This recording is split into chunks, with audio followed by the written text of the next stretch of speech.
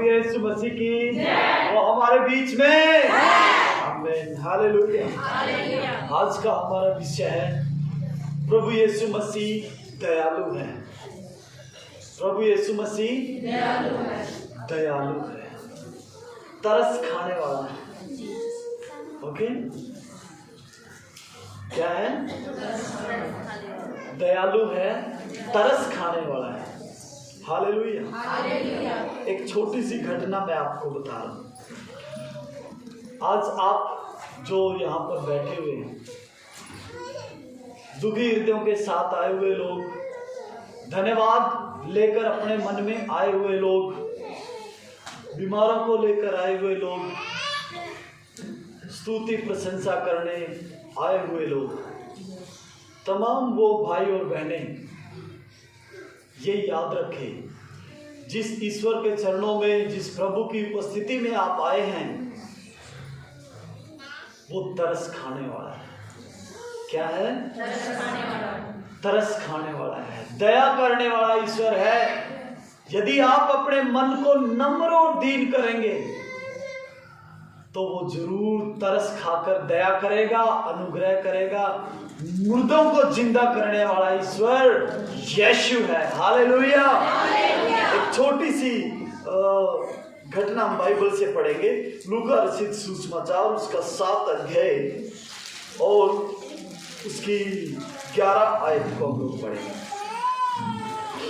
Look chapter 7 verse 11। लूका 7:11 पढ़ दीजिए। हालेलुया। हालेलुया। थोड़े दिन बाद वह नाइन नाम के एक नगर को गया।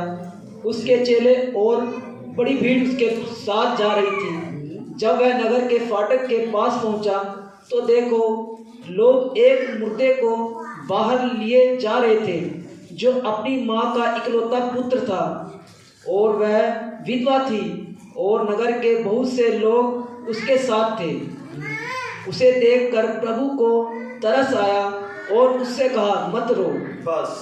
हालेलुया। हालेलुया। आपको घटना समझ में आई? विधवा स्त्री, विधवा और उसका इकलौता बेटा, और उसका इकलौता बेटा मर गया है, और लोग उसको अर्थी पे लिटा के दफनाने या संस्कार करने लेके जा रहे हैं। जैसे कि हम लोग नगर से बाहर निकलते हैं तो नगर के अंदर उधर से प्रभु यीशु मसीह आ रहे हैं और इधर से ये अर्थी को लेके जा रहे हैं। विधवा माता रो रही है, कुल्ला रही है, चीख रही है, विलाप कर रही है। आप परिस्थिति को समझते होंगे, हालात को आप अच्छे से जानते होंगे। उस माँ पे क्या बीत रही है। क्यों? एक तो वो विधवा, दूसरा एक ही सहारा था, वो भी जाता रहा। उसका रोना और उसका कुर्लाना यीशु मसीह को वहां पर तरस से भरा मन प्रकट करने को विवश कर दिया। हालेलुया। उस माँ की दुहाई प्रभु यीशु मसीह के कानों तक पहुंची। उसका रोना और कुर्लाना, विलाप करना प्रभु यीशु मसीह के कानों तक पहुंचा। उसने विनती की, विनती नहीं की। क्या यहां पर लिखा हुआ है कि उसने प्रभु यीशु मसीह से कहा कि मेरे बेटे को ठीक कर दे? नहीं। हालेलुया। तरस खाने वाला ईश्वर है आपका। उसका तो मर गया था, कोई सहारा और कुछ उपाय अभी नजर नहीं आ रहा। इस कारण उसका मन टूटकर इस प्रकार रो रहा था कि प्रभु तरस खाकर उस विधवा के उस बेटे को जिंदा करने का निर्णय अपने मन में ले चुके थे। हालेलुया। वो विधवा नहीं जानती थी कि ईश्वर परमपिता परमेश्वर देधार करके यीशु मसीह में होकर, वचन देधारी होकर, यीशु मसीह में होकर जगत में आ चुका है, वो नहीं जानती थी। मनुष्यों की सृष्टि करने वाला ईश्वर जगत में आ गया है, वो ये नहीं जानती थी। अनुग्रह, दया, तरस करने वाला ईश्वर जगत में आ गया है, वो नहीं जानती थी। हालेलुया। जब उनका आमना और सामना हुआ, उस मां के किरणें, उस मां का रोना प्रभु यीशु मसीह के कानों में गया और उन अर्थी उठाने वालों को उसने रोका। हालेलुया। और उस विधवा स्त्री को, उस बेबस और लाचार बहन को, स्त्री को उसने कहा मत रो। हालेलुया। ऐसे समय में क्या कोई ऐसा कह सकता है मत रो?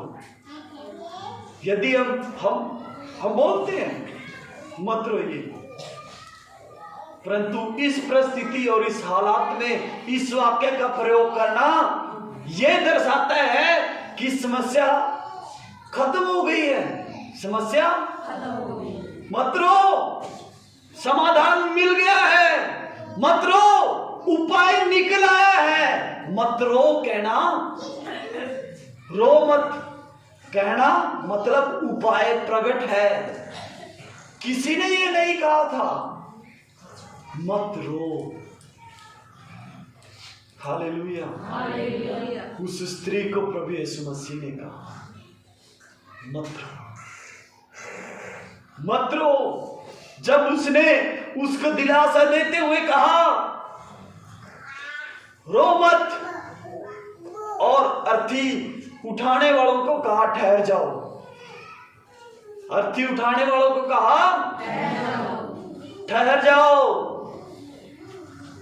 उन्होंने देखा ये कौन है, ये व्यक्ति कौन है? विधवा स्त्री का जवान बेटा मर गया, उसको कह रहा है चुप हो जा, रो मत। अर्थी ले जाने वालों को कोई रोकता है क्या? उनको कह रहा है ठहर जाओ, उनको कह रहा है ठहर जाओ। कौन? खुदावंद यीशु मसीह। हालेलुया। ठहर जाओ। उसने अर्थी को छुआ, अर्थी को और उस मुर्दे को जो विधवा का बेटा था, कहा है जवान उठ। हालेलुया। हे जवान, जोर से कहिए है जवान। याद रखो कि वो बेटा जवान था। उस मां के कुर्लाने में जो बात है वो मैं आप तक पहुंचाना चाहता हूं। हालेलुया। आप जब दुआ करते हैं, किसी भी विषय पे दुआ करते हैं, बहन जब आप दुआ करेंगे अपने पति के लिए, बेटा जब आप अपने बच्चे के लिए दुआ करें, या फिर आप तमाम विषयों के लिए जब दुआ करें, तो आपका हृदय इस प्रकार खेदित हो कि उसमें थोड़ी सी भी, इसको बंद कर लो प्लीज, उसमें थोड़ी सी भी अकड़ ना हो, अकड़ ना हो।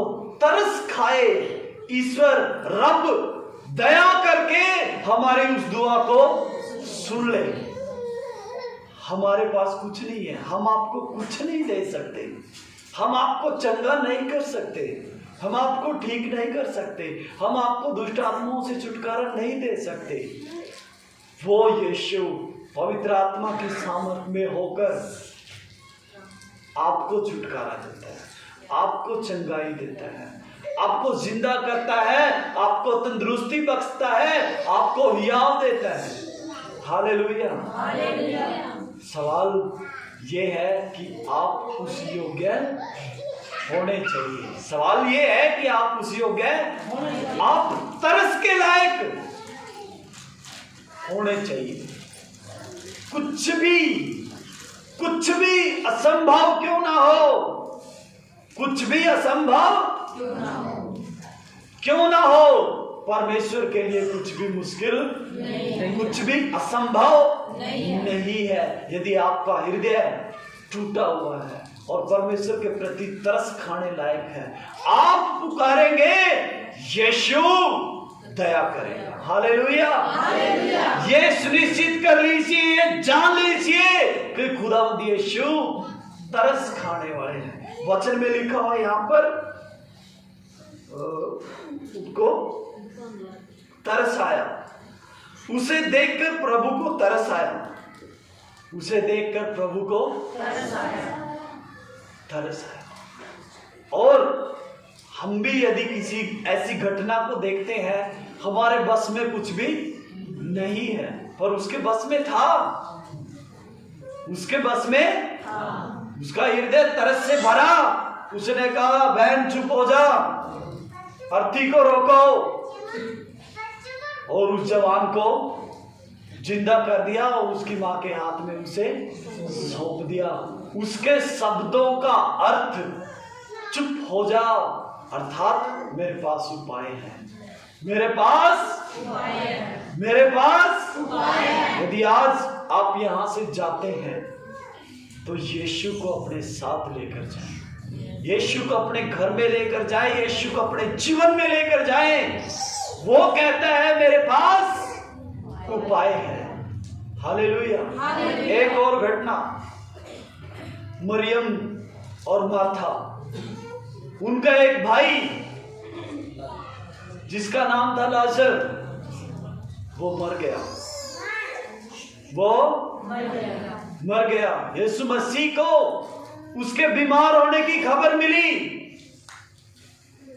पर वो वहां कारणवश जा नहीं पाया। पास नहीं है, दूर है, वो दूसरे गांव में है, प्रभु यीशु मसीह दूसरे गांव में है। जब वो वहां पर पहुंचा तो उसको कब्र में रखे हुए कितने दिन हो गए थे? 4 दिन। चौथे दिन यीशु मसीह वहां पर पहुंचा उसका पता लेने के लिए, मिलने के लिए। हालेलुया। वो जानते थे कि लाजर अब इस दुनिया में नहीं है, फिर भी वो वहां पर गया। बहन मरियम और मार्था प्रभु यीशु मसीह से भेंट करने को आई, मिली और कहा, प्रभु यदि आज आप यहां होते, यदि आप यहां होते तो मेरा भाई, हमारा भाई लाजर ना मरता। हम जानते हैं तू उसे चंगा कर देता, तू उसे ठीक कर देता। हालेलुया। क्या कहा? किसको कहा? प्रभु यीशु मसीह को क्या कहा मरियम और मार्था ने? प्रभु जब हमारा भाई बीमार था या मरने पर था, यदि आप यहां होते तो वो। अब यीशु मसीह क्या कहता है? मरियम, मार्था, तू प्रभु के अद्भुत चमत्कार को देखेगी। हालेलुया। प्रभु के परमेश्वर पिता के अद्भुत चमत्कार को देखेगी। कहाँ है कब्र? उसने कहा वहां पर है, मुझे कब्र पर लेकर चलो। उसने सोचा चलो कब्र देखने जा रहे होगा, उसने सोचा कब्र देखने जा रहा होगा। कब्र पे पहुंच गए। बहुत प्रभु यीशु मसीह के साथ बहुत सारी भीड़ रहती थी।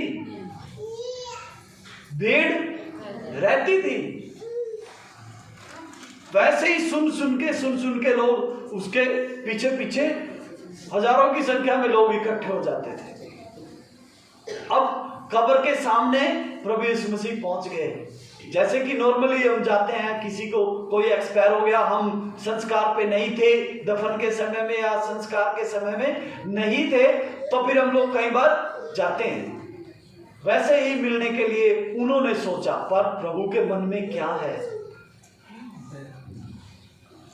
वो नहीं जानते थे। हालेलुया। प्रभु का हृदय तरस से भरा हुआ है, वो दयालु है और उस पर आस रखने वालों को कभी शर्मिंदा होने नहीं देता। हालेलुया। कब्र के सामने पहुंच गए, कब्र पे पत्थर लगा हुआ है। चेलों को कहा कब्र का पत्थर हटाओ। उसने कहा प्रभु लाजर को मरे हुए 4 दिन हो गए, अब तो उसमें से बदबू आ रही होगी। फालतू बातें नहीं सुननी। कब्र का पत्थर हटाओ। पिता से विनती की है, पिता आज तेरे बेटे की महिमा को प्रकट कर। हालेलुया। आवाज दी, हे लाजर कब्र से निकला। हे लाजर कब्र से निकला। और वो लाजर जो 4 दिन से मरा हुआ था, इकलौता भाई था 2 बहनों का, जिंदा करके उन बहनों को वापस सौंप दिया। हालेलुया। और उसमें ना बदबू आई ना वो गड़ा, और जैसे एक जवान तंदुरुस्त होता है वैसा ही परमेश्वर ने उन्हें सौंप दिया। हालेलुया। यीशु तरस खाने वाला दयालु प्रभु है। अपने हृदय में डाल लीजिए, अपने दिल पे लिख लीजिए, मेरा यीशु दया करने वाला है, मेरा यीशु करुणा करने वाला है, मेरा यीशु तरस खाने वाला है। हालेलुया। यदि आप ऐसा ईमान रखते हैं तो कभी आप लज्जित नहीं होंगे, कभी आप शर्मिंदा नहीं होंगे। जो समय परमेश्वर ने निश्चित करके ठहराया हुआ है, प्रभु उन समयों के मुताबिक अपने अद्भुत कामों को प्रकट करेंगे। शर्त एक है कि आपका हृदय कपट रहित और ऐसा हो कि सच में प्रभु आपके ऊपर दया करने वाले, छल उसमें ना हो। 2 नाव में पांव रखने वाला व्यक्ति कभी भी पार डूब जाता है। आपको विश्वास होना चाहिए। उस मरियम और मार्था ने कहा प्रभु यदि आप यहां होते तो मेरा भाई ना मरता। वो जानते थे कि यीशु ही ईश्वर है, यीशु ही परमेश्वर है। और विधवा के पुत्र को जीवित करते समय उसने अपने आप को प्रकट किया, जिससे कि मरियम और मार्था ये कह पाए कि प्रभु यदि आप यहां होते तो मेरा भाई, क्योंकि आपने कितने मुर्दों को जिंदगी अता की है, दे दी है। Hallelujah, hallelujah. आपका यीशु कैसा है? आपका यीशु कैसा है? कैसा है? दयालु है, प्रेम करने वाला है, तरस खाने वाला है, करुणा करने वाला है। इसको हमें साझा भी करना है, इसको हमें दूसरों को बांटना भी है। यदि कोई दुखी, कोई परेशानी में, विपत्ति में, दुख क्लेश में दिखाई दे तो उसको अपना तरस से भरा हुआ यीशु दे दीजिए। मेरा यीशु दया करने वाला है, मेरा यीशु अनुग्रह करने वाला है। यदि आप विश्वास करेंगे तो प्रभु आपके जीवन में, आपके घर में सुख और शांति लेकर आएगा। Hallelujah, hallelujah. अपने सर को झुकाएं और उसके सजदे में झुकें और विनती करें कि हे प्रभु, जिस प्रकार तूने विधवा के पुत्र को मुझे दे दिया, अर्पण कर दिया, उस विधवा को वापस दे दिया, तरस खाकर, अनुग्रह करके। मरियम और मार्था के भाई को, लाजर को प्रभु 4 दिन से जो मुर्दा था, तूने उसे जीवित कर उन्हें लौटा दिया। तू ही परमेश्वर है, तेरे सिवा और कोई ईश्वर है ही नहीं। हे परमेश्वर पिता, हम आपसे विनती करते हैं, तेरे इन बच्चों के जीवन में, इनके खेदित और टूटे हुए हृदयों की सुनकर तू इन पर भी तरस खा, दया कर, अनुग्रह कर, बरकत दे पिता। इन सबके साथ साथ होना सहायता मदद करना। खुदा यीशु के नाम में आमीन। प्रभु आप सब लोगों को बहुत सारी आशीष दे। God bless you. भाई सुनील के साथ हम प्रार्थना करेंगे।